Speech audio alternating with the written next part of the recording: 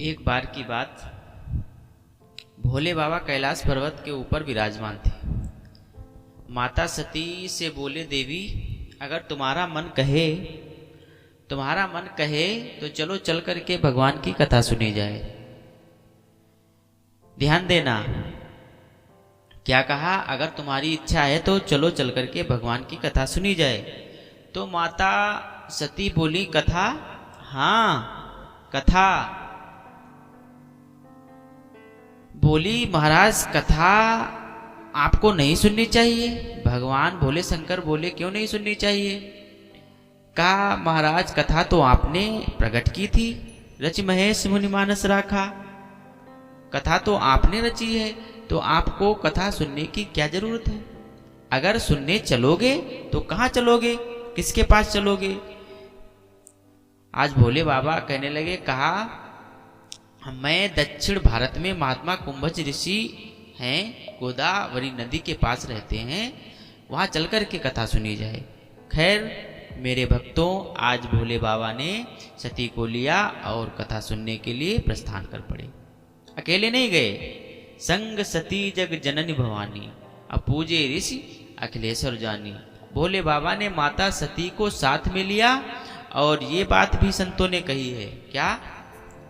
वेदों ने कही है, पुराणों ने कही है कि जब कथा सुनने के लिए जाया जाता है तो अकेले नहीं जाया जाता है, दोनों पति और पत्नी दोनों लोग कथा सुनने के लिए जाएं, तभी कथा का पूरा फल मिलता है मेरे प्यारे।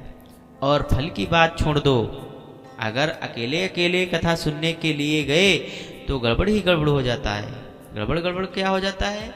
जैसे आप कथा सुनने के लिए चले आए और घर में घरवाली अकेली बची, तो जैसे आप कथा सुन करके जाएंगे तो आपसे कहा जरूर जाएगा, क्या? अरे लो, तुम तो कथा ही सुनते रहते हो, कथा में बैठे रहते हो, हाँ? और ये करना वो करना कौन करेगा? लो, बाधा बन गई।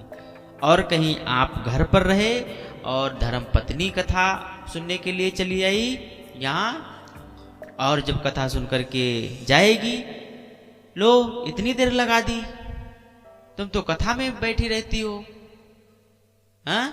ये करना वो करना, हमें भूख लगी है, बताओ क्या खाएं, कौन देगा? लो, बनी बनाई आफत।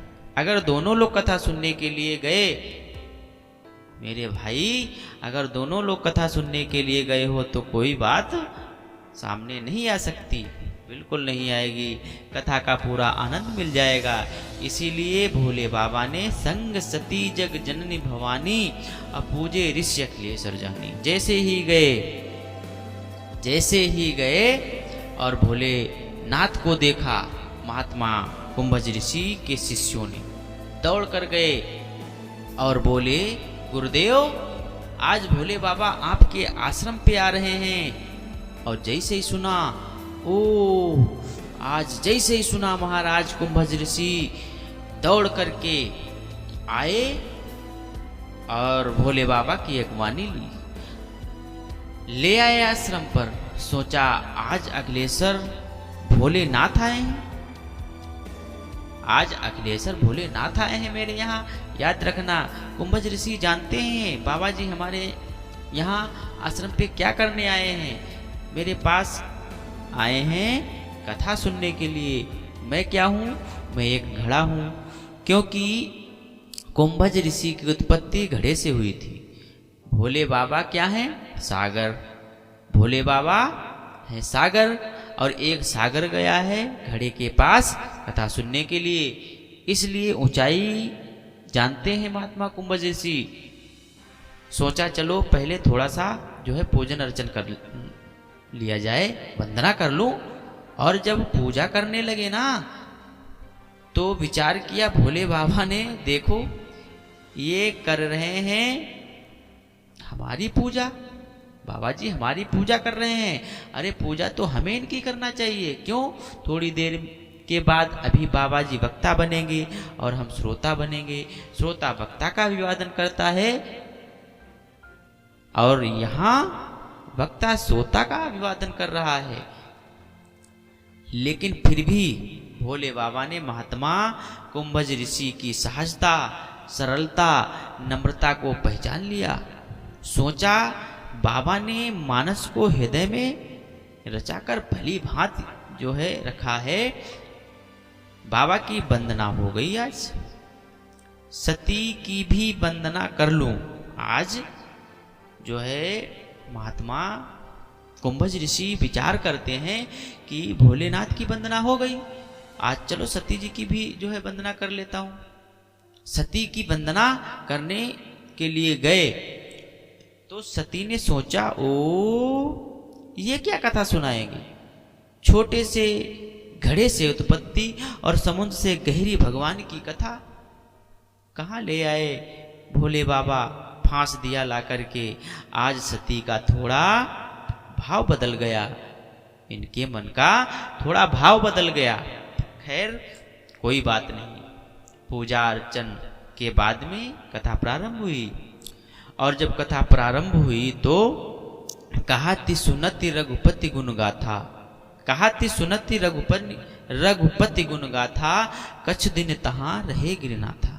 कथा प्रारंभ हो गई। मेरे प्यारे भोले बाबा मन से कथा सुन रहे हैं। देखो जरा गौर करेंगे, भोले बाबा यहाँ पे गौर जो है मन से कथा सुन रहे हैं, भाव से कथा सुन रहे हैं, लेकिन सती जी का मन कथा में नहीं लगा।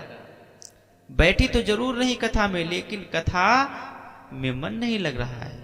आज प्रेम से कथा पूर्ण होती है और जब कथा विसर्जन हो गई तो भोले बाबा ने सोचा महात्मा कुंभज ऋषि जी ने कथा सुनाई है तो इन्हें कुछ दक्षिणा देनी चाहिए। फिर भी सोचा शायद मैं जो दक्षिणा दूं वो दक्षिणा बाबा के अनुकूल ना हुई तो दिक्कत, इसलिए चलो चल करके पूछ लिया जाए। भोले बाबा गए। बोले बाबा आप जो भी दक्षिणा में मांगना है, आपको जो भी दक्षिणा में मांगना है मांग लो। मेरे भक्तों वास्तव में पुरानी प्रथा चली आ रही है, दक्षिणा देनी चाहिए, लेकिन कुछ ऐसे कंजूस लोग होते हैं, कैसे बताऊं। याद रखना एक बार की बात, एक सेठ जी थे।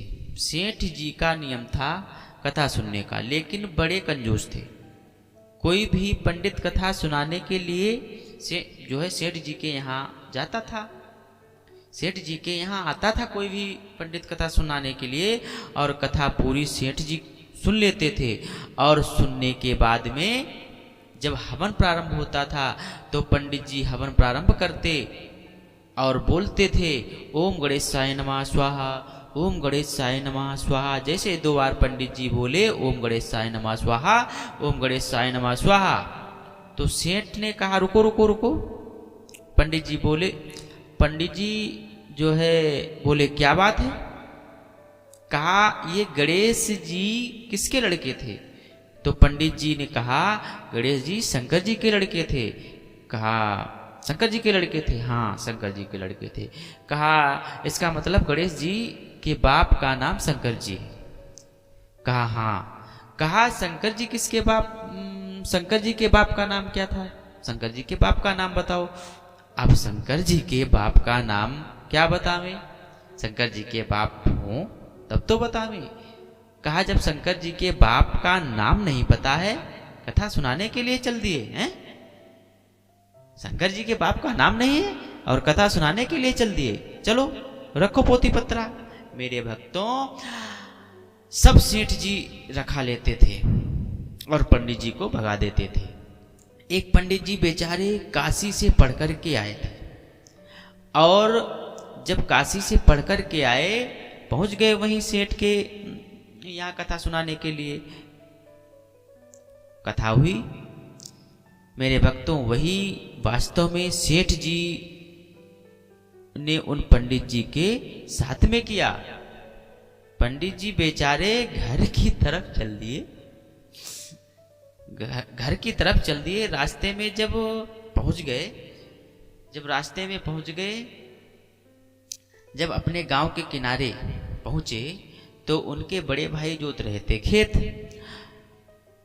बोले क्या बात हुई, पोथी पत्रा कहाँ है? पंडित जी पूरी कथा अपने बड़े भाई को सुना दी। बड़े भाई ने कहा ठीक है, कोई बात नहीं, चिंता मत करो, तुम जो है खेत जोतो, मैं जा रहा हूं। मेरे भाई पंडित जी का भेष बनाकर आज पंडित जी के भाई चल दिए, भेष बना करके पहुंचे कहाँ? वहीं सेठ के द्वार पे।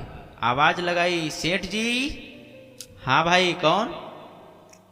पहले बाहर निकलो, बताओ, जैसे आए बताओ। कहा हम पंडित जी हैं। ठीक है, पंडित जी है तो कथा सुनाओ। तो कहा सुनाऊं? हाँ सुनाओ, आराम से कथा सुनाओ। आज पंडित जी ने कहा ठीक है, तैयारी करो। उसी समय तैयारी हो गई और उसी समय पंडित जी ने कथा सुना दी। और जब कथा सुना दी, अब नंबर आया वही हवन का। तो पंडित जी बड़े होशियार थे, बहुत होशियार थे। कहा मैं गणेश जी का नाम ही नहीं लूंगा, मैं गणेश जी का नाम ही नहीं लूंगा, नहीं तो आफत आ जाएगी। पंडित जी ने कहा स्वाहा। पंडित जी ने कहा जो है, पंडित जी ने स्वाहा कहां से प्रारंभ की, याद रखना। बोले ओम सहस्त्राजिताय नमः स्वाहा, ओम सहस्त्राजिताय नमः स्वाहा। याद रखना, ये सहस्त्राजिताय नाम के ऋषि हुए। वेदों में बात भी आई है, शास्त्रों में भी बात आई है। और जैसे 2 बार कहा ओम सहस्त्राजिताय नमः स्वाहा, ओम सहस्त्राजिताय नमः स्वाहा, सेठ ने कहा रुको रुको, सहस्त्राजित के बाप का नाम बताओ। सहस्त्राजित के बाप का नाम क्या था? पंडित जी बोले 18 जित। पंडित जी बोले कितना भी पूछे, हमें तो केवल जित ही जित लगाना है। मेरे भाई आखिर में सेठ हार गया और आखिर में दक्षिणा जो है देनी ही पड़ी। आज दक्षिणा देकर विदा कर दिए। आइए जरा गौर करेंगे अब इधर कथा की ओर। आइए, जब दक्षिणा की बात कही तो हमारे राष्ट्र का शब्द होता है, वो दक्षिणा नहीं लेता है। किसी से कुछ मांगा नहीं जाता है। क्यों नहीं मांगता है और क्यों नहीं मांगा जाता है? मांगने पर 3 चीजें चली जाती हैं। मांगने पर 3 चीजें चली जाती हैं। दक्षिणा का मतलब ये नहीं होता है कि हम तुमसे मुंह खोल करके मांगे ना, दक्षिणा मांगी नहीं जाती मेरे प्यारे। और मांगने से ही 3 चीजें जाती हैं। क्या? आप गया, आदर गया, और गया नयनन गयो स्नेह। यानी आप गया, आदर गया, नयनन गयो स्नेह। और ये तीनों जब ही गया, जब ही कहा कछु ले। और एक बात बता दूं, दुनिया में अगर सबसे खराब काम है तो मांगना खराब है। दुनिया में बहुत से काम खराब हैं, लेकिन मांगना सबसे खराब है। और बुरो प्रीति को पंथ, बुरो जंगल में बासो, और बुरो सुम को संग, बुरो घर सास जमाई, और बुरो नारी को लक्ष्य, बुरो भगनी घर भाई। गंग कहे सुनो अकबर, सबसे बुरो है मांग नो। अब बुरो प्रीति को पंथ, ये बात राधा जी ने कही थी कि जो यदि मैं जानती प्रीति करे दुख होए, नगड़ ढिढोरा पीटती प्रीति न करियो कोय। इसलिए बुरो प्रीति को पंथ, बुरो जंगल में वास हो। जो आदमी जंगल में रह रहा हो उसे कभी अपने को सुरक्षित नहीं समझना चाहिए। नंबर 3 बुरो सुम को संग। सुम आदमी की संगत खराब होती है मेरे प्यारे। और दुनिया में सोम कई प्रकार के होते हैं। अगर आप सोम आदमी की संगत करते हैं, एक दिन आप शाहजहांपुर गए और आपके पैसे गिर गए हों, आपने सोचा मेरा साथी तो जानता है पैसे भैया के गिर गए हैं, और जब भूख लगेगी खाएगा खिलाएगा। आप दिन भर सोचते रहे खाएगा खिलाएगा ना, आप दिन भर सोचते रहे खाएगा खिलाएगा, ना तो खाएगा और ना ही खिलाएगा। मर जाएगा और भूखों मार देगा। सोम है ना, इसलिए बुरो सोम को संग, सोम आदमी की संगत खराब होती है। बुरो घर सास जमाई, दामाद को अधिक दिनों तक ससुराल में नहीं रुकना चाहिए। कोई काम है चलो ठीक है, कोई बात नहीं, जाएं ठीक, और काम नहीं हो तो अपने आप अपने घर चले आएं। और कोई काम नहीं है तो अपने आप चले आएं, और काम नहीं है फिर भी डटे पड़े हैं ससुराल में, तब तक उस घर में कोई नया मेहमान आ गया, उस घर में कोई नया मेहमान आ गए और घर में चाय बनी, साला भी घर में नहीं और ससुर भी घर में नहीं, और घर में साली सरहजें चाय बनाएगी, कहेंगी जीजा जाओ तुम्हें पियाओ, टांगे टांगे कमंडल घूमो। भाई टांगे टांगे कमंडल घूमो। इसीलिए बुरो घर सास जमाई, तो दामाद को अधिक समय तक ससुराल में नहीं रुकना चाहिए। बुरो नारी को नेह, मतलब से ज्यादा नारी की आसक्ति खराब होती है। आपने देखा होगा, और मेरे प्यारे, बुरो नारी को नेह मतलब से ज्यादा नारी की आसक्ति खराब होती है। आपने देखा होगा, अनेकों इतिहासों में पढ़ा होगा, आपने अनेकों इतिहासों में पढ़ा होगा, जो मतलब से ज्यादा आसक्ति हो गए, अंत में उनका जीवन बर्बाद हो गया। सुना होगा आप लोगों ने पुरंजन का नाम, पुरंजन का नाम सुना होगा। भागवत में पुरंजन की कथा आती है। पुरंजन राजा जो थे वो मतलब से ज्यादा नारी से आसक्त था। पुरंजन जो राजा था मतलब से ज्यादा नारी का आसक्त था। कितना बड़ा आसक्त था? नारी का कितना बड़ा आसक्त था? अपनी नारी का इतना बड़ा आसक्त था।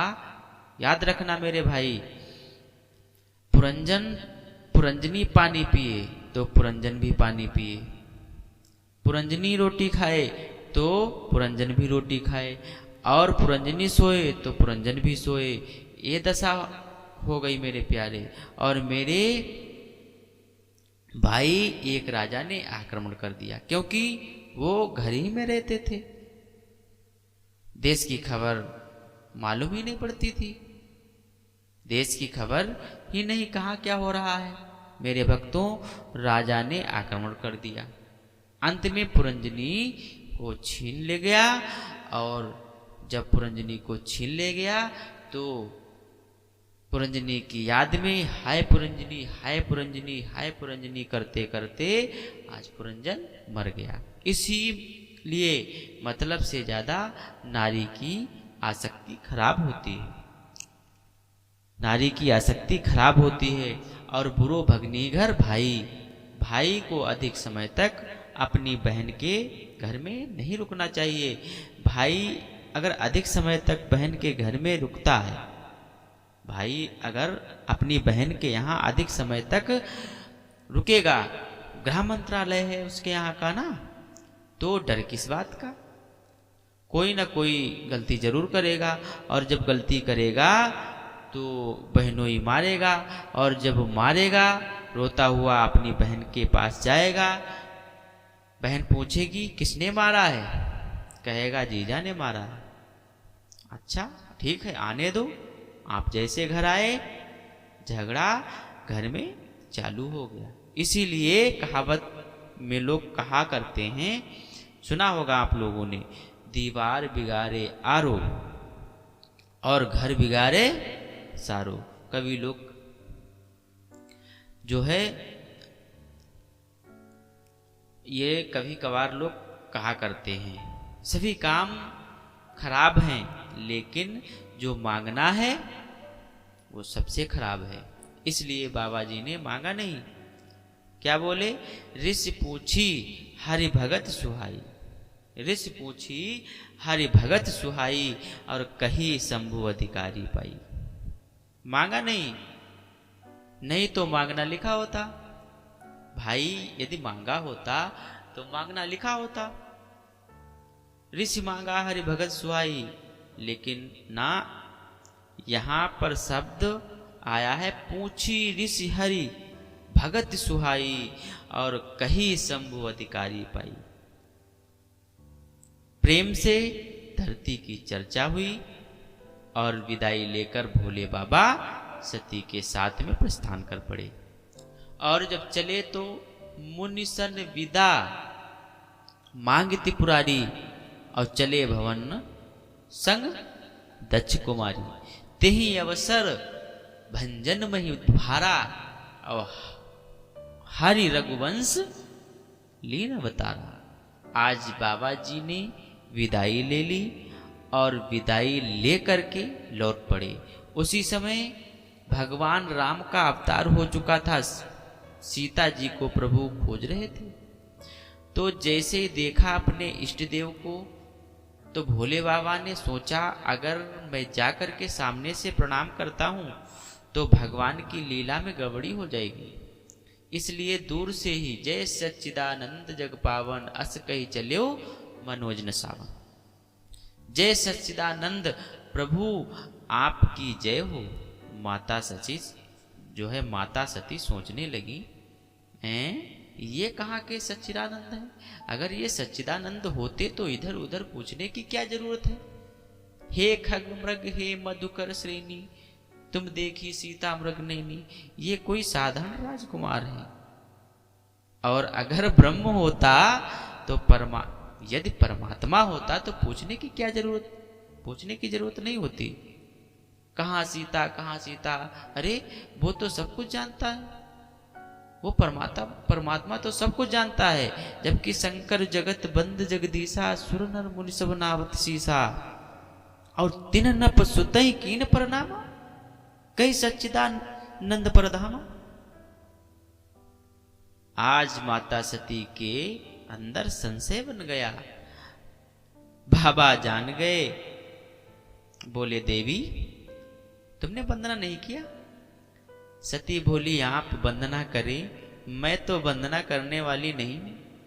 आप जिसको चाहते हो उसको वंदना करने लगते हो और मैं सबको वंदना करने वाली नहीं हूं। एक बात याद रखना मेरे भाई। क्या? जब कथा सुनने के लिए दोनों लोग चले थे तो भोले बाबा के लिए केवल एक बात आई थी। कौन सी? एक बार त्रेतायुग माही और शंभु गए कुंभज सिपाही। और माता सती जी के लिए संग सती जग जननी भवानी, इतना बड़ा नाम कर दिया।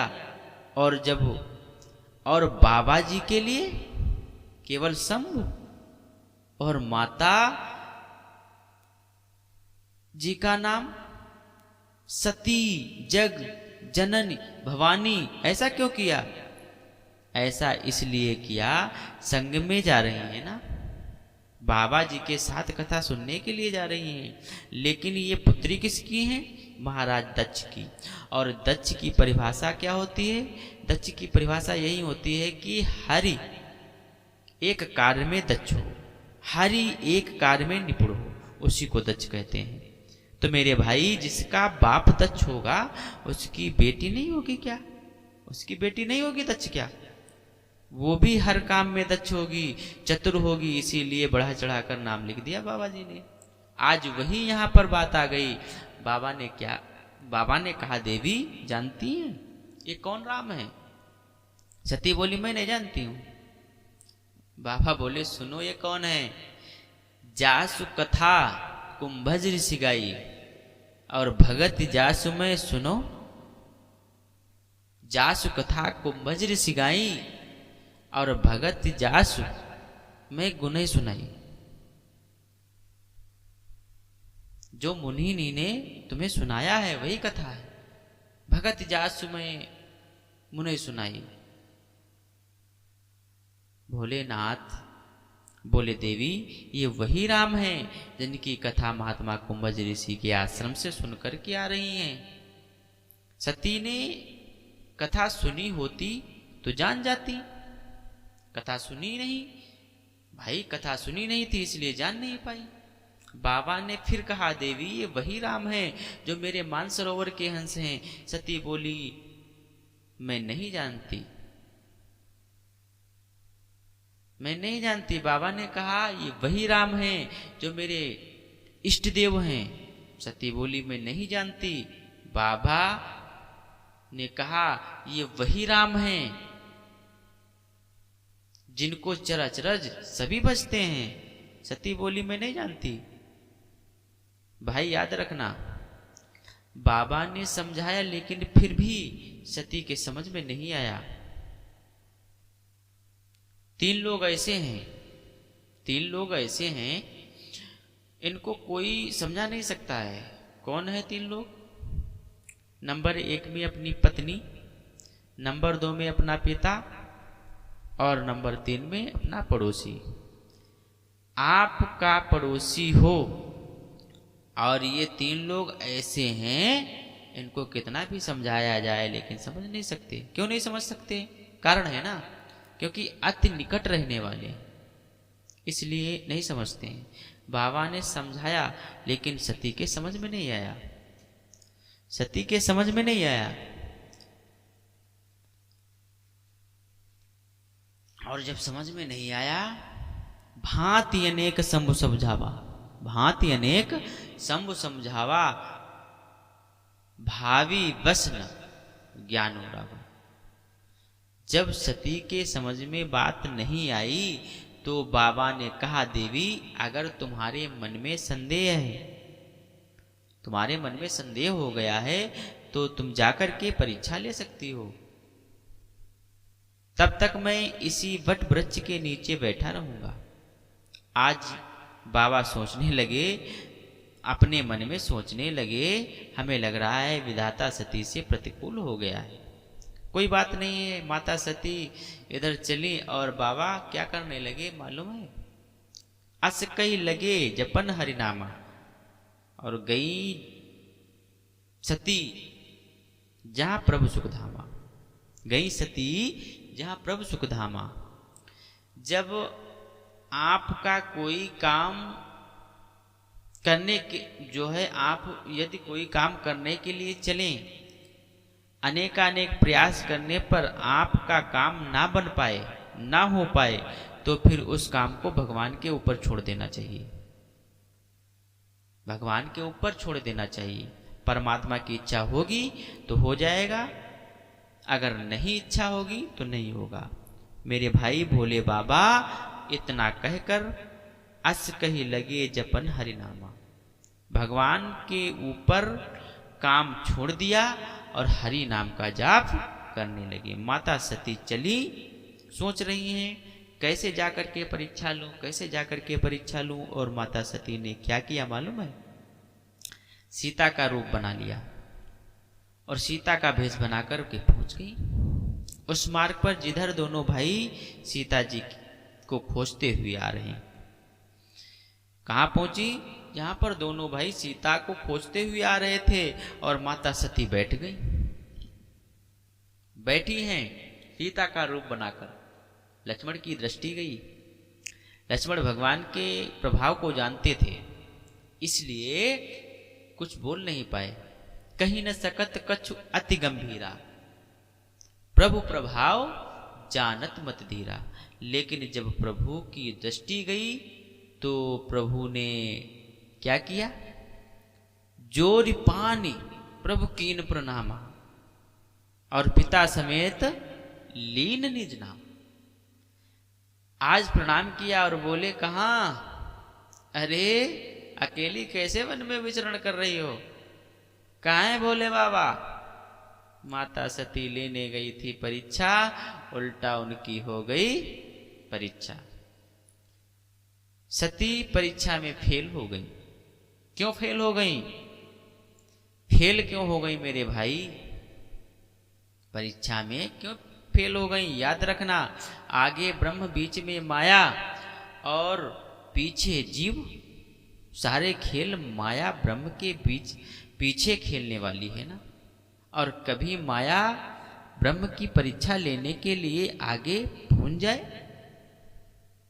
भाई, यदि माया भगवान ब्रह्म की परीक्षा लेने के लिए आगे पहुंच जाए, जो माया ऐसा करेगी वो माया फेल हो जाएगी। सती जी स्त्री का रूप है ना, स्त्री का रूप वो माया का रूप ही है भाई। स्त्री का रूप माया ही होता है, माया का रूप होता है। इसलिए माता सती जी परीक्षा में फेल हो गई। भगवान ने थोड़ी जो है अपनी माया जमा दी वहां पे। इधर सती ने जिधर देखा राम लक्ष्मण, जिधर देखा राम लक्ष्मण दिखाई देने लगे। खैर ज्यों त्यों पहुंच गई भोले बाबा के पास। बाबा ने पूछा, देवी परीक्षा ले आई? सती बोली, कछु न परीक्षा लीन गोसाई, कीन प्रणाम तुम्हारी नहीं। अरे कहा देवी परीक्षा ले आई? देवी बोली, कुछ नहीं, जैसे आपने प्रणाम किया था वैसे मैंने भी प्रणाम कर लिया। बाबा ने देखा, ऐसा तो नहीं हो सकता है। जैसे बाबा ने ध्यान किया तब शंकर देखे उधर ध्याना, और सती जो कीन चरित सब जाना। जैसे प्रभु ने ध्यान दे करके देखा, सब जान गए। क्या? सती ने सीता जी का भेष धारण करके परीक्षा ले आई और मुझसे झूठ बोल रही हैं। आज बाबा ने विचार किया, सती ने बहुत गलत किया। सती ने सीता माता का भेष धारण किया। आज उसी समय संकल्प कर लेते हैं बाबा। उसी समय संकल्प कर लिया, जो अब करूं सती सन प्रीति और मिटई भगत पत होय नीति। आज भोले बाबा ने संकल्प धारण कर लिया, जब तलक सती का ये शरीर रहेगा तब तलक मेरे लिए माता के समान रहेगी। उसी समय आकाशवाणी हुई, धन्य हो भोले बाबा, ऐसा प्रण आज तक किसी ने नहीं लिया। ऐसा प्रण आज तक किसी ने नहीं कर पाया जैसा प्रण आज आपने कर लिया। ये आकाशवाणी हुई। ये आकाशवाणी आप लोग साधारण मत समझना, ये आकाशवाणी आप लोग साधारण मत समझ लेना। ये आकाशवाणी साक्षात परमात्मा की थी। धन्य हो भोले बाबा, वास्तव में आप भगवान के परम भक्त हो। आकाशवाणी ये बात जो है आकाशवाणी से ये बात प्रमाणित हो गई, भोले बाबा जो है भगवान के परम भक्त हैं। याद रखना, ये आकाशवाणी क्यों हुई? सती को ये जब जो है सती को ये सब क्यों करना पड़ा? थोड़ा भाव समझ लो। ये आकाशवाणी क्यों हुई और ये सती को सब कुछ क्यों करना पड़ा? थोड़ा सा भाव है, जरा गौर करेंगे। आप जानते हैं भोले बाबा राम जी की पूजा करते थे और राम जी भोले बाबा की पूजा करते थे। राम जी पूजा करते हैं भोले बाबा की, भोले बाबा राम जी की पूजा करते हैं। वो उनको अपना इष्ट मानते हैं, वो अपना उनको मानते हैं। एक दूसरे को जो है दोनों लोग भजते हैं। और भगवान विष्णु का क्या नियम है? प्रत्येक दिन 11 पुष्प लेकर भोले बाबा का अभिषेक किया करते हैं। नित्य प्रति का नियम है। एक दिन की बात, भोले बाबा ने सोचा चलो चल करके देखा जाए। भोले बाबा आ गए और इधर भगवान विष्णु अभिषेक कर रहे हैं। पुष्पों का अभिषेक करते थे भोले बाबा का विष्णु भगवान। और मेरे भाई 10 पुष्पों का अभिषेक हो चुका था। 10 पुष्पों का अभिषेक हो चुका था और भोले बाबा ने एक पुष्प चुरा लिया। अब जब भोले बाबा ने एक पुष्प चुरा लिया, भगवान ने इधर उधर देखा, पुष्प दिखाई नहीं दे रहा है। और जब पुष्प दिखाई नहीं दिया तो सोचा 11 पुष्प से अभिषेक करता था मैं, और आज एक पुष्प कम है। सोचा कोई बात नहीं है, कम नहीं होना चाहिए, सारे फूल होने चाहिए। चलो फूल नहीं है, कोई बात नहीं है। लोग मेरे को कमल नयन कहते हैं, भगवान को कमल नयन भी कहा गया है, यानी इनका नेत्र जो है कमल के समान। चलो आज विचार करने लगे, सोचने लगे कि हमको लोग कमल नयन कहते हैं, और अपनी जो है आंख ही निकाल करके बाबा का अभिषेक कर दूं। जैसे चाप को लिया और अपना नेत्र निकालने जा रहे थे, जैसे अपनी नेत्र निकालने के लिए चले, उसी समय साक्षात भोले बाबा प्रकट हो गए और बोले, आज मैं समझ गया, आज मैं समझ गया, वास्तव में आप मेरे परम भक्त हैं। प्रमाणित कर दिया आज मेरे परम भक्त बाबा ने, भोले बाबा ने आज विष्णु भगवान को प्रमाणित कर दिया कि तुम मेरे, मैं समझ गया कि सच्चे परम भक्त हो। लेकिन मैंने तो प्रमाणित कर दिया है, आप भी प्रमाणित करो। भगवान बोले, ना, आपने प्रमाणित कर दिया है। आज बोले आपने प्रमाणित कर दिया है, लेकिन ना, मैं प्रमाणित नहीं कर सकता हूं। बहुत कुछ कहा, लेकिन भगवान प्रमाणित करने के लिए तैयार नहीं हुए।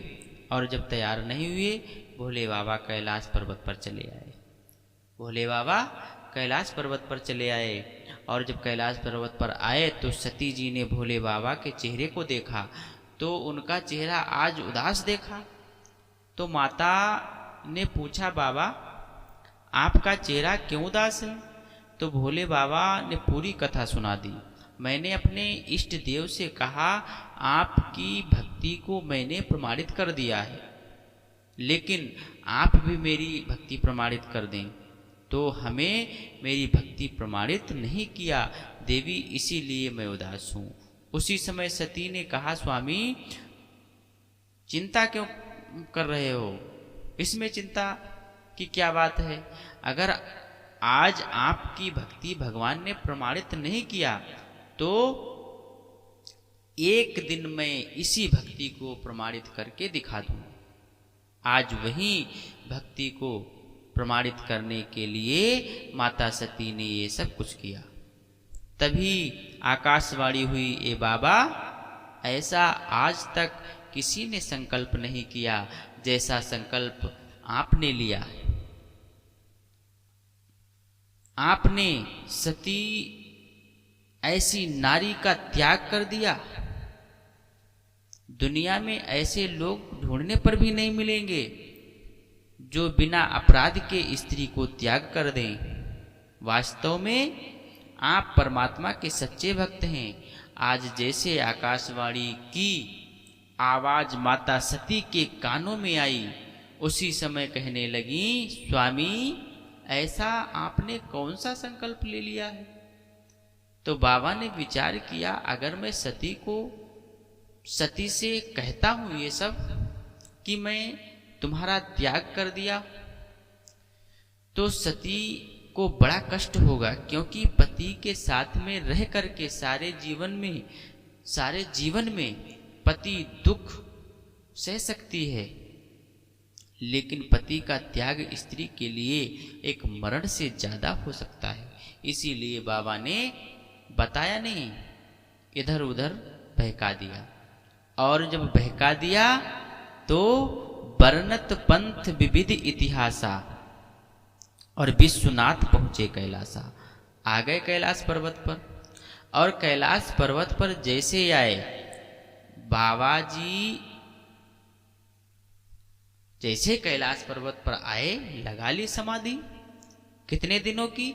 87,000 वर्ष की समाधि लगाई बाबा जी ने। माता जी इधर उधर दौड़ती रहीं, इधर उधर भागती रहीं। 87,000 वर्षों के बाद बाबा जी ने आंखें खोली। बीते संवत 787 और तजी शंभु तजी समाधि शंभु अविनाशी। आज 87,000 वर्षों के बाद समाधि से जागे, जैसे आंखें खुली तो क्या हो गया मालूम है? राम नाम शिव सुमिरन लागे, और जाने उस सती जगतपति जागे। जैसे भोले बाबा के मुख से राम नाम निकला, माता सती जान गई, और हमारे स्वामी जाग गए, हमारे स्वामी जाग पड़े हैं। गई, वंदन किया और कहा बैठो देवी। आज सती जी को सन्मुख यानी सामने बिठाया। सती जी बैठ गई, चेहरे पर उदासी छाई है सती के ऊपर। और जब बाबा ने उदासी देखी तो बोले, देवी क्या बात, बड़ी व्याकुल हो? माता सती बोली, अरे आपने 87,000 वर्षों की समाधि लगा ली, और 87,000 वर्षों तक मेरे को दौड़ते दौड़ते मेरे पैर में मेरे छाले पड़ गए, न जाने कितना दुख उठाना पड़ा। बाबा ने कहा, देवी कोई बात नहीं है, परेशान मत हो। आज उसी समय बाबा ने कथा प्रारंभ कर दी। सोचा सती को थोड़ी सी कथा सुना दूं तो सती का दुख दूर हो जाएगा। और वास्तव में याद रखना मेरे भाई, वास्तव में भगवान की कथा में वो ताकत है, कितना भी दुखी आदमी हो, कथा सुनने से उसका दुख दूर हो जाता है। क्यों? जिस समय माता सीता जी अशोक वाटिका में थी, माता सीता अशोक वाटिका में बैठी थी, हनुमान जी गए थे लंका को, राम शब्द गुण वर्ण ही लागा, और सुनते ही सीता का दुख भागा। एक कथा में पावर है, शक्ति है। तो भोले बाबा ने कथा प्रारंभ कर दी, और उसी समय महाराज दक्ष अपने यहाँ यज्ञ प्रारंभ कर दी। सभी देवगणों को निमंत्रण दिया। विमान पर बैठकर देवगण देवियां जो है चल दिए, और जैसे विमान गड़गड़ाते हुए कैलाश पर्वत के ऊपर से निकले तो माता सती ने कहा, महाराज थोड़ा कथा बंद करो। ये विमान कहाँ जा रहे हैं? ये देवियां कहाँ जा रही हैं? सभी अपनी अपनी पतियों के साथ में कहाँ जा रही हैं? तो भोलेनाथ बोले, देवी कहाँ चक्कर में पड़ी हो? कहाँ कथा चल रही थी और ये विमान कहाँ जा रहे हैं? देवी ये संसार है, कोई कहीं जा रहा है, कोई कहीं जा रहा है, कोई दुख में जा रहा है, कोई सुख में जा रहा है, कोई जीवन में जा रहा है, कोई मरण में जा रहा है, कोई यश में जा रहा है, कोई अपयश में जा रहा है। देवी प्रेम से कथा सुन रही हो तो प्रेम से कथा सुनो। सती बोली, नहीं महाराज, बताना पड़ेगा आपको, ये विमान कहाँ जा रहे हैं? भोले बाबा बोले, देवी अगर मैं बताता हूं ये विमान कहाँ जा रहे हैं तो तुम्हें सुनकर के दुख होगा। सती ने कहा, कोई बात नहीं, लेकिन बताना पड़ेगा। हमें दुख है, उसकी चिंता कोई नहीं, आपको बताना पड़ेगा ये विमान कहाँ जा रहे हैं। देखिए कितनी बढ़िया कथा चल रही थी, और इन देवताओं ने आकर के सब गड़बड़ कर दिया। इतनी बढ़िया कथा चल रही थी, सब गड़बड़ कर दिया। क्या मेरे भाई, कैलाश पर्वत के ऊपर से ही रास्ता था, यद्यपि विमानों की भी रास्ता थी, उनका भी कोई रूट होता है। ट्रेन तो पटरी पर चलती है, इधर उधर थोड़ा बहुत नहीं हो सकती, लेकिन मेरे भाई विमान का जो रूट होता है ना, वो थोड़ा सा इधर उधर हो सकता है, इसलिए इधर उधर हो सकता है।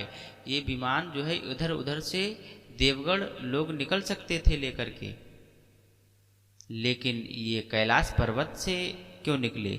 कुछ लोग ऐसे होते हैं, आपका कोई नातेदार खास हो, उसके यहाँ कोई कार्यक्रम हो, अचानक आपको भूल गया हो निमंत्रण देना, तो आपका एक और नातेदार हो उसके यहाँ निमंत्रण गया हो और शायद उसे पता लग जाए वहाँ निमंत्रण नहीं भेजा गया है किसी कारणवश, तो मेरे भाई वो जरूर आपके घर पहले नंबर में आएगा। चलो तैयार हो। कहाँ? वही निमंत्रण में। कहा हमें निमंत्रण नहीं दिया? अरे हमें पता होता तो तुम्हें निमंत्रण नहीं मिला है, तुम्हें निमंत्रण नहीं दिया गया तो हम क्यों आते भाई? हम तुम्हारे घर पर आते ही नहीं। अच्छा तो हम लौट जाएं? अरे तुम क्यों लौट जाओगे? तुम जाओ। मेरे भाई ये देवगढ़ भी बड़े स्वार्थी हैं। मानो ये बताने के लिए बाबा को आए हैं बाबा तुम्हारी ससुराल में यज्ञ होने जा रहे हैं, तुम्हारे ससुर जी यज्ञ करने जा रहे हैं, तुम्हें निमंत्रण नहीं दिया, हम लोग जा रहे हैं। तुम्हें निमंत्रण नहीं दिया लेकिन हम लोग जा रहे हैं न्योता खाने के लिए। भाई इसीलिए देवगढ़ बताने को निकले बाबा को कैलाश पर्वत के ऊपर से। माता सती कहने लगी, बताओ बाबा। बोले बाबा, बोले आज भोले बाबा बोले तुम्हारे पिता दक्ष यज्ञ करने जा रहे हैं, उसी में सब देवगढ़ जो है देवियां निमंत्रण में जा रहे हैं। सती बोली, मेरे पिता के घर में यज्ञ और यज्ञ में मुझे निमंत्रण ना मिला। सती बोली, मेरे पिता के घर में यज्ञ में और हमें क्यों नहीं निमंत्रण दिया? तो भोले बाबा ने कहा, देवी एक बार हम सन दुख माना और तासे अबहु करत अपमाना। एक बार ब्रह्म सभा में थोड़ी सी बात हो गई थी तुम्हारे पिता से, इसलिए जो है तुम्हारे पिताजी ने निमंत्रण नहीं दिया। अब माता सती सोचने लगी, सास जो है ससुर दामाद के बीच में कौन सी बात बन गई। पूछने लगी, क्या बात हुई थी? भोले बाबा ने कहा, देवी ब्रह्म सभा में दरबार लगा हुआ था और सभी लोग बैठे थे, इतने में तुम्हारे पिताजी का जो है आगमन हो गया। वहां पे तुम्हारे पिताजी आ गए तो पिताजी को देख करके सभी लोग उठ करके खड़े हो गए। सभी लोग तुम्हारे पिताजी को देख करके खड़े हो गए। सभी लोगों ने तुम्हारे पिता को मान सम्मान दिया। देवी मैं अपने आसन पर बैठा रहा। तुम्हारे पिता ने जब मेरे को बैठा देखा तो मेरे से नाराज हो गए, अनेकों गालियां दे डाली।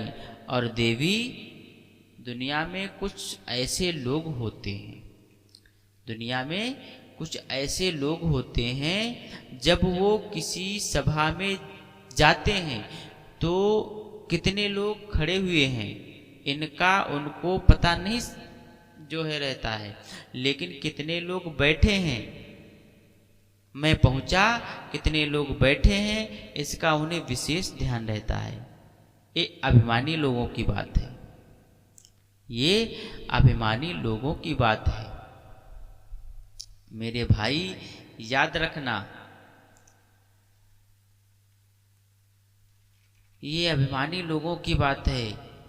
इसलिए भोले बाबा ने कहा, वो अभिमानी तेरा पिता, वो अभिमानी तेरा पिता जब सभा में आया मेरे को गालियां देने लगा, मुझे बैठा हुआ देखा, गालियां सुनी, तब तक सुनता रहा और जब गालियां नहीं सुनी गई मैं तुरंत पर्वत पर चला आया। सती बोली, स्वामी इसमें मेरे पिता का कोई दोष नहीं है, गलती आपकी है। मेरी क्या गलती है?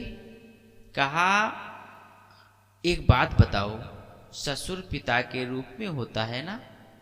ससुर पिता के रूप में होता है कि नहीं? ससुर पिता के बराबर होता है। बाबा बोले, हाँ।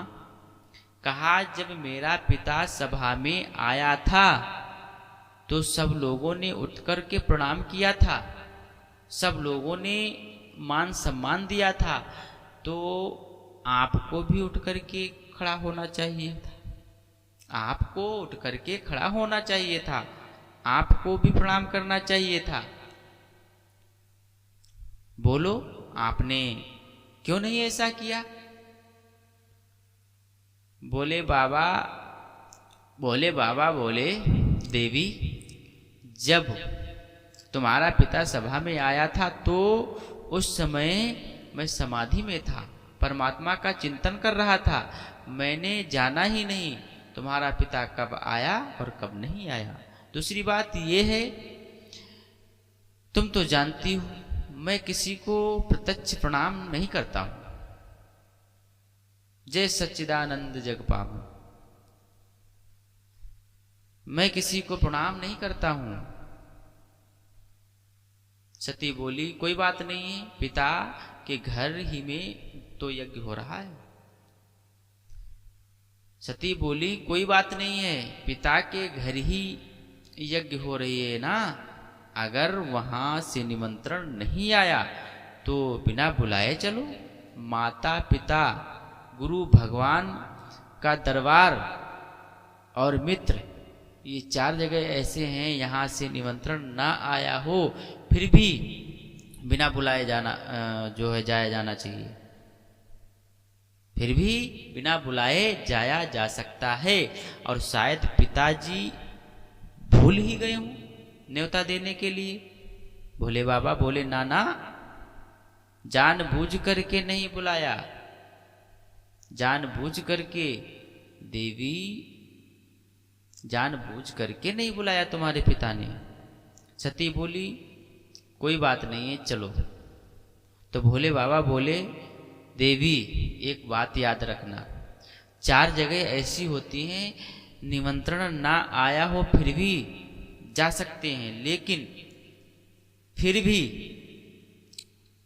याद रखना, तदपि विरोध मान जहां कोई, और तहां गए कल्याण न होई। देवी, वहां अगर कोई विरोध मानता है तो वहां जाने से कल्याण नहीं है।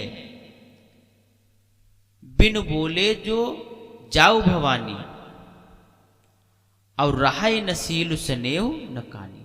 शील स्नेह मर्यादा वहां पर कुछ भी मिलने वाला नहीं है। प्रेम से कथा सुन रही हो, कथा सुनो, वहां मत जाओ। सती बोली, शायद आपको पता नहीं है, जो है 87,000 वर्षों की आपने समाधि लगा ली। आज सती बोल रही हैं बाबा से, तुम्हें नहीं पता है, 87,000 वर्षों की समाधि लगा ली और दौड़ते दौड़ते न जाने कितना दुख उठाया है। मायके जाऊंगी, मेरी बहनें मिल जाएंगी और सखियां, मेरी सखी सहेलियां मिल जाएंगी, मेरे माता पिता मिल जाएंगे, सभी से मिल करके दुख जो है सुख मिल जाएगा मुझे, मैं खुश हो जाऊंगी, सभी से मिल करके सुख मिल जाएगा। भोले बाबा ने कहा, देवी, मायके में सुख? अरे वहां सुख नहीं है, जहां तुम सुख ढूंढ रही हो, जहां तुम सुख ढूंढ रही हो ना, वहां सुख नहीं है, वहां है दुख। और यहां तुम्हें दुख लग रहा है। कथा में बैठी हो देवी, सच्चा सुख यही है। प्रेम से कथा सुन रही हो तो कथा सुनो। सती बोली, क्या करूं, क्या ना करूं? सती सोच रही है, पिता के घर में, पिता के घर यज्ञ और मैं न जाऊं। गौर करेंगे मेरे भाई, इन देवियों के मैके में कोई उत्सव हो और ये ससुराल में बैठी रह जाएं, असंभव।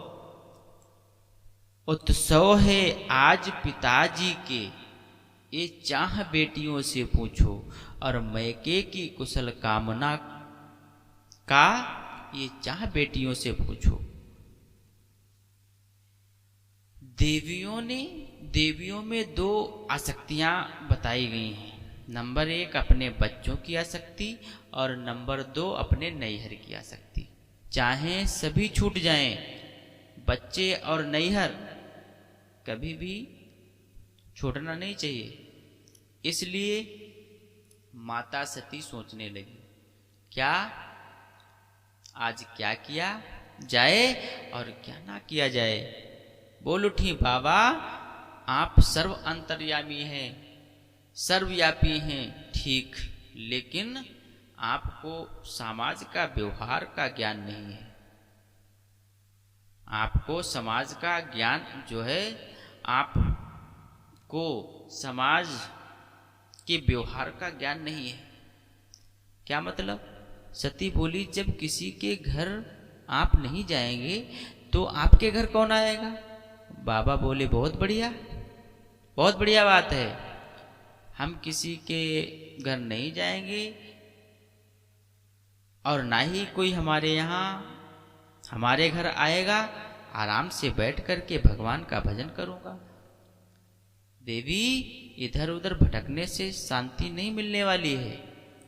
इधर इधर भटकने से शांति नहीं मिलती है। शांति तो केवल एक स्थान पर बैठ करके मिलती है। अनेकानेक प्रकार से सती ने समझाया, अनेकानेक प्रकार से भगवान भोले बाबा ने सती को समझाया, लेकिन बाबा ने समझाया तो जरूर अनेकानेक प्रकार से, लेकिन सती के समझ में बिल्कुल ये बात नहीं आई। आज जब समझ में नहीं आई और बैठ गई जाकर के मड़ी में, विचार कर रही हैं क्या किया जाए क्या ना किया जाए।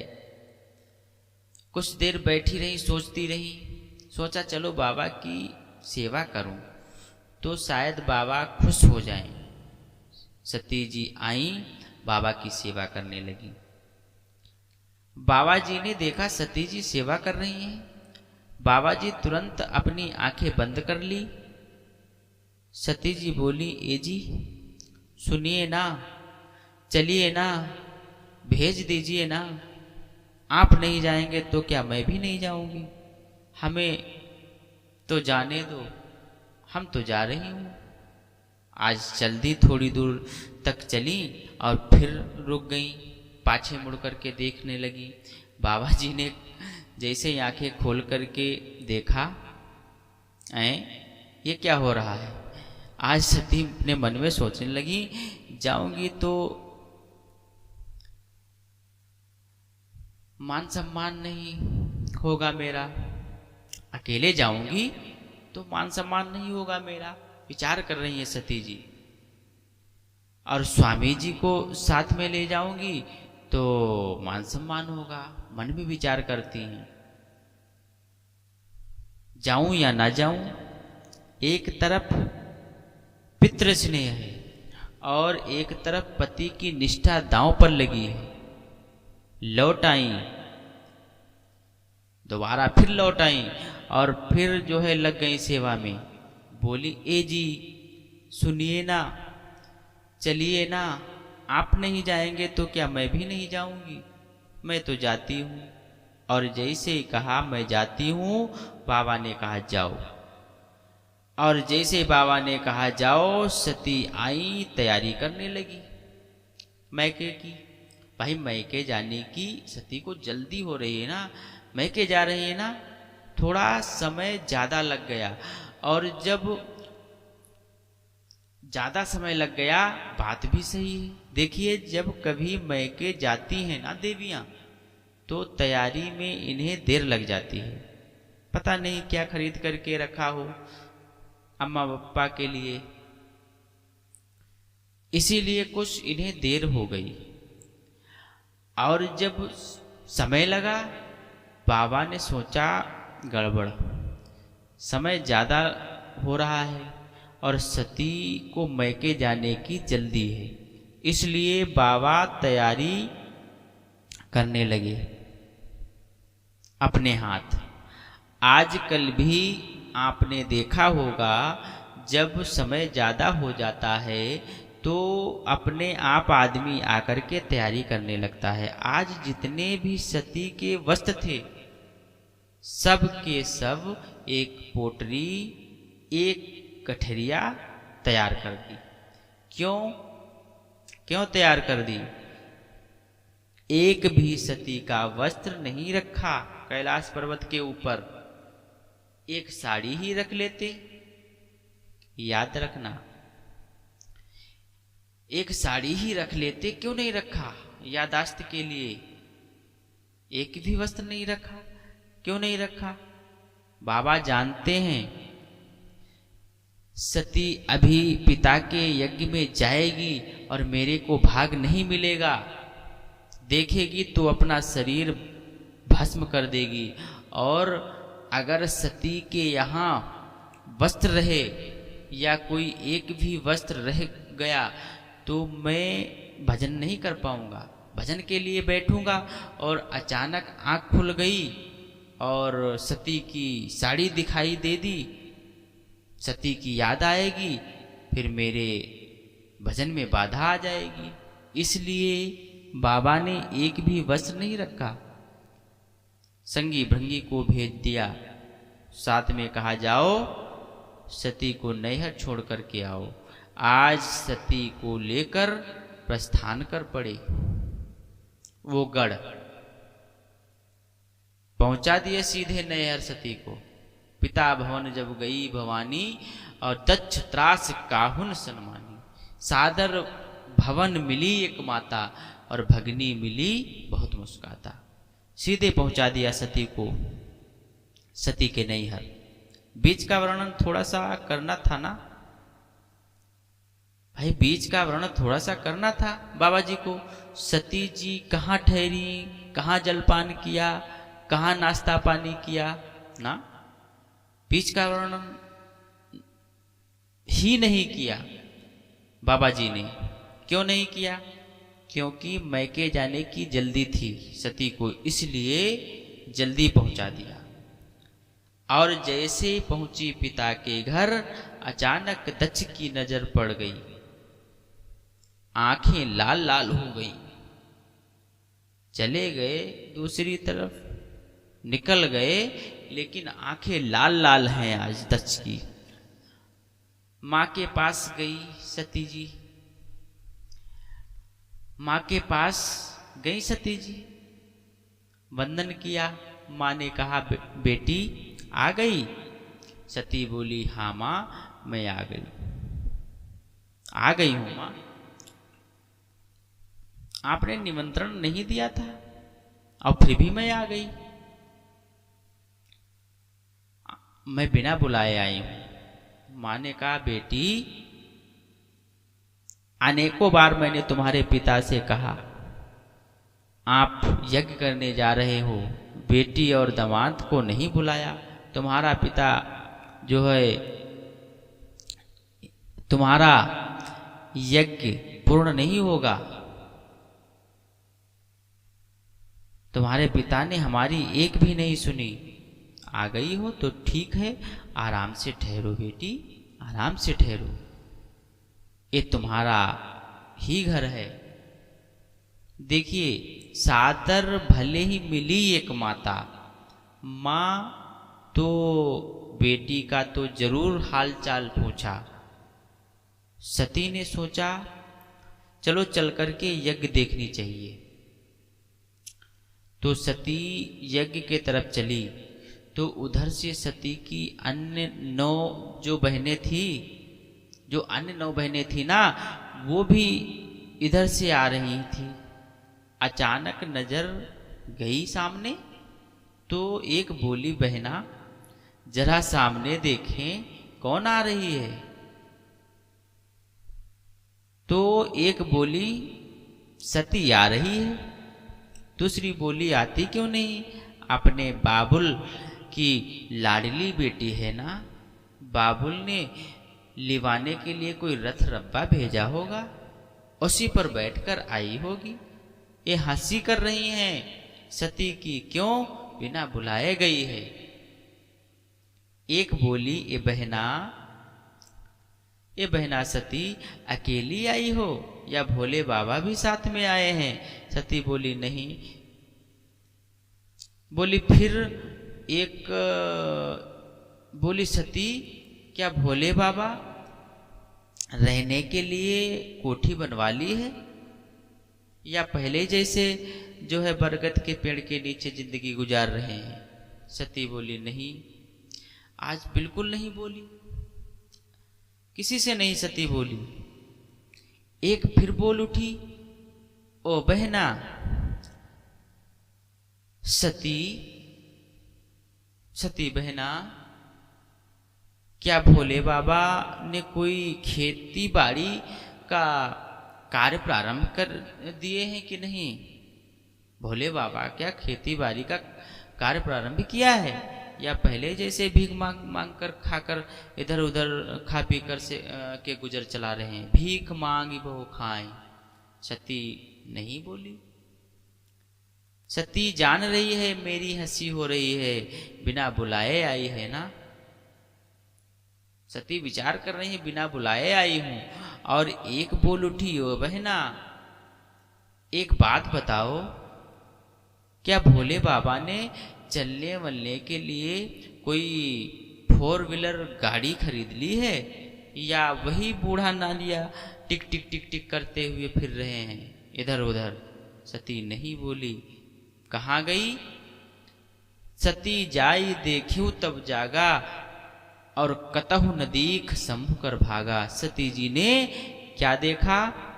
सती जाई देखियो जब जागा, कतहु न दीख शंभु कर भागा। ब्रह्मा विष्णु और महेश 3 देवताओं को भाग नहीं मिला है और सभी देवताओं को भाग मिला हुआ है।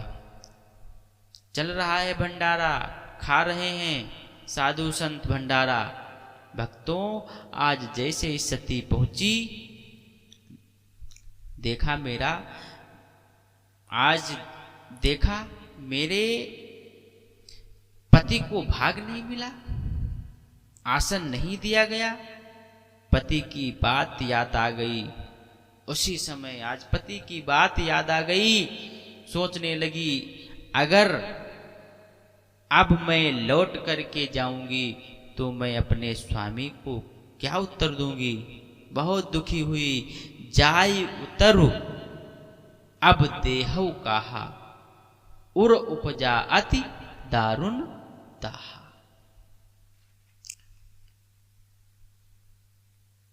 आज बड़ी सती दुखी हुई, बड़ा दुखी हुई और सोचने लगी, पिता के वीर के द्वारा ये बना हुआ मेरा शरीर है। अब मैं ये शरीर को यही बिल्कुल भस्म कर दूंगी, नहीं रखूंगी। आज आवाज लगाई, इस सभा में जितने लोग बैठे हो सभी लोग सुनो, सुनो सभासद सकल मुनिंदा, और कही सुनी जिन शंकर निंदा। जिन्होंने भगवान विष्णु का, भोले बाबा का अपमान किया है, उन सभी को अपनी अपनी करनी पर पछताना पड़ेगा। ये अभिमानी मत का मेरा पिता बाबुल, इसको अपनी करनी के ऊपर पछताना पड़ेगा। तत्काल परमात्मा से निवेदन किया, प्रभु मैं अपना शरीर ही त्याग दूंगी, लेकिन मरने के बाद में जब जब जन्म हो तब तब मुझे पति के रूप में भोले बाबा मिले। सती मरत हरि सन बरु मांगा, और जन्म जन्म शिव पद अनुरागा। अस कही जोग अगिन तनु जागा, और भयउ सकल मख हाहाकारा। आज उसी समय अपना शरीर अग्निवशीभूत कर दिया, और जो गड़ गए थे वे सब विघ्न मचाने लगे। और इधर उधर नारद बाबा पहुंच गए। जैसे इधर उधर विघ्न मचाने लगे, उसी समय नारद बाबा पहुंचे भोले बाबा के पास, और भोले बाबा को पूरी कथा सुना दी। कहा, सती ने अपना शरीर जो है भस्म कर दिया है। बाबा ने जैसे ही सुना क्रोध में आ गए। बाबा को उसी समय क्रोध आ गया, जटाओं से एक बाल उखाड़ा, जमीन पर पटक दिया। एक वीरभद्र नाम का राक्षस तैयार हो गया। बोला, बाबा क्या आदेश है? बाबा ने कहा, राजा दक्ष का सर काट के ले आओ, यज्ञ हवन कुंड में डाल देना, और जो तुम्हें करना हो वो जाकर के करो। वीरभद्र वहां से आया और आते ही आते क्या किया मालूम है? दक्ष का सर काट करके हवन कुंड में डाल दिया, और एक कुशा नाम के पंडित जी थे, उनका बढ़ चढ़ के इसी यज्ञ में हाथ था, इसीलिए उनकी बत्तीसी तोड़ दी। भृगु जी का भी इस यज्ञ में हाथ था, इसीलिए उनकी दाढ़ी मोछे सभी नोच डाली। ऐसी यज्ञ करने वाले की यही दशा होती है मेरे प्यारे। सभी रुद्रों को शांत किया। उसी समय सभी रुद्रों को शांत किया गया। सभी रुद्रगढ़ भोले बाबा के पास गए, बाबा को मना करके लाए। बाबा उस यज्ञ को आप चल करके पूर्ण करें। तत्काल बाबा जी आए और आकर के महाराज दक्ष का बकरे का सर जोड़ा गया, क्योंकि महाराज दक्ष जो है अतिकामी थे, बकरा भी अतिकामी था। बकरा भी अतिकामी होता है मेरे प्यारे, इसलिए दक्ष के सर में बकरा का सर जोड़ा गया। जैसे दक्ष जीवित हुए, भोले बाबा के चरणों पे गिर पड़े, स्तुति वंदना करने लगे। पास में दूसरी यज्ञ का अनुष्ठान रच करके भोले बाबा ने यज्ञ को पूर्ण कराई। इधर माता सती का जन्म कहाँ हुआ? ते ही कारण हिमगिरि ग्रह जाई, और जन्मी पार्वती तनु पाई। आज मेरे भाई याद रखना, इधर जो है क्या होता है,